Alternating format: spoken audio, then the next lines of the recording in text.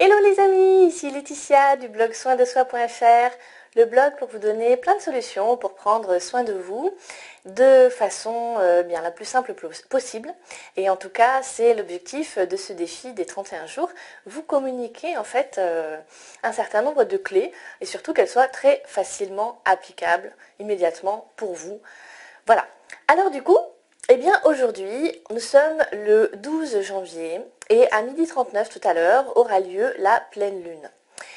Et bien du coup, j'ai envie d'en profiter pour vous parler de la pleine lune et également du fait de se connecter à certains événements qui, on va dire, sont universels, donc plutôt d'ordre cosmique.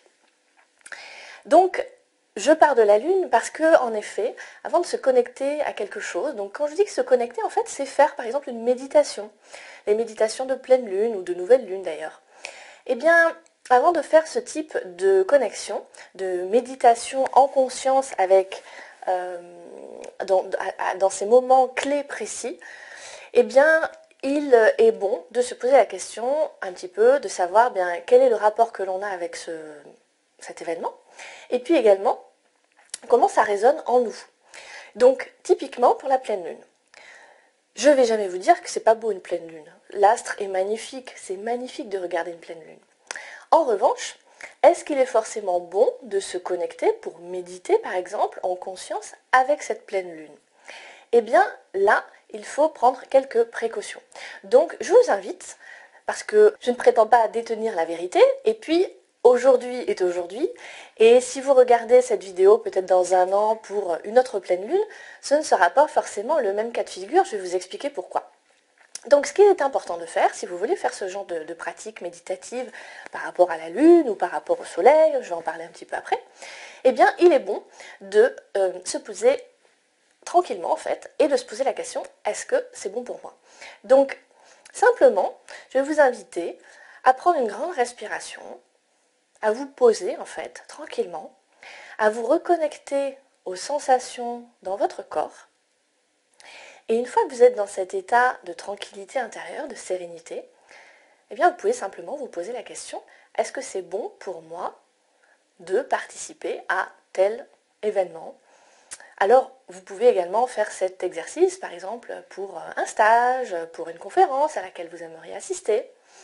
Et puis l'idée, en fait, c'est de voir intérieurement qu'est-ce qui se passe, comment votre corps réagit.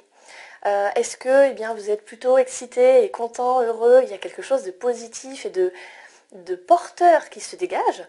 Ou est-ce que, au contraire, il y a peut-être quelque chose qui se serre, un truc qui n'est pas complètement clair, peut-être que vous n'arriverez pas à poser de mots dessus, mais en tous les cas, voilà, c'est quelque chose dans lequel en fait vous allez vous sentir plus en rétractation, vous voyez un petit peu.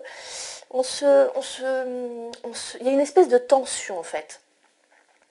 Donc si vous avez ce type de ressenti, et bien surtout prêtez-y attention et c'est peut-être que ce n'est pas le bon moment pour vous. Il y a, au-delà du caractère, on va dire, extérieur d'un événement, il peut y avoir aussi un moment juste pour soi, au niveau individuel. Et donc, une activité qui en soi est positive, favorable et pourrait amener quelque chose de bien, eh bien peut-être à un certain moment dans votre vie, ça ne sera pas le moment. Donc ça permet en fait de nuancer et de mettre beaucoup de bémols.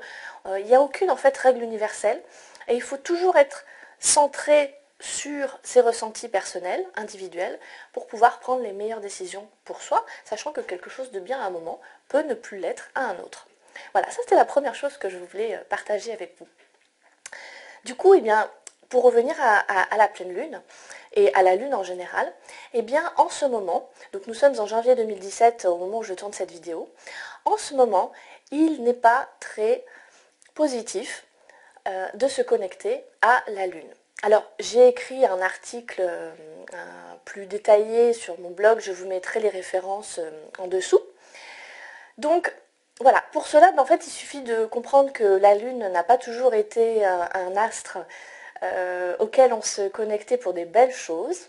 Il suffit pour cela de penser aux rituels qui se font à la pleine Lune. Il y en a un certain nombre qui ne sont pas forcément positifs.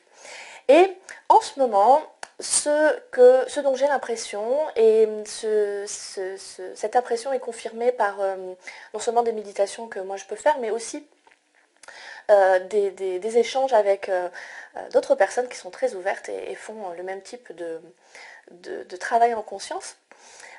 Eh bien, la Lune est plutôt dans une phase de nettoyage, de grande purification.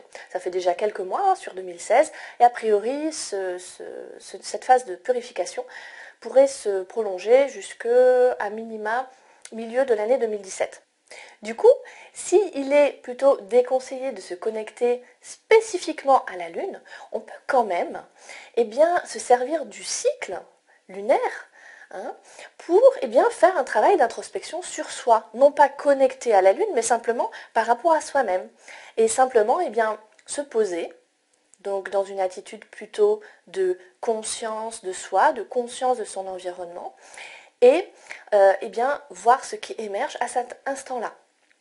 Et peut-être que ce sera l'occasion pour vous de faire de belles libérations, puisque s'il y a des choses qui montent, quelles qu'elles soient, par exemple des tensions dans le corps, par exemple également peut-être des douleurs, par exemple aussi des émotions, ou alors des pensées qui vont être complètement peut-être à un moment donné focalisées sur un sujet particulier, c'est peut-être le moment pour vous, d'une part évidemment d'en prendre conscience, et surtout, si ce sont des choses qui vous gênent, peut-être de décider de les laisser partir et de lâcher prise sur ces éléments.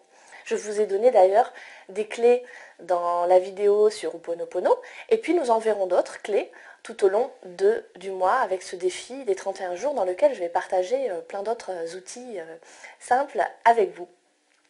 Et dans le cas où ce qui monte est positif et favorable et vous remplit de joie, dans ce cas-là, c'est d'autant plus l'occasion d'ouvrir grand les bras à cette énergie positive qui monte en vous, et du coup peut-être d'ouvrir encore plus la porte au bien-être, aux soins de soi et puis à tout ce qui en fait vous porte, vous semble positif et vous fait plaisir, vous met dans un état de joie intérieure.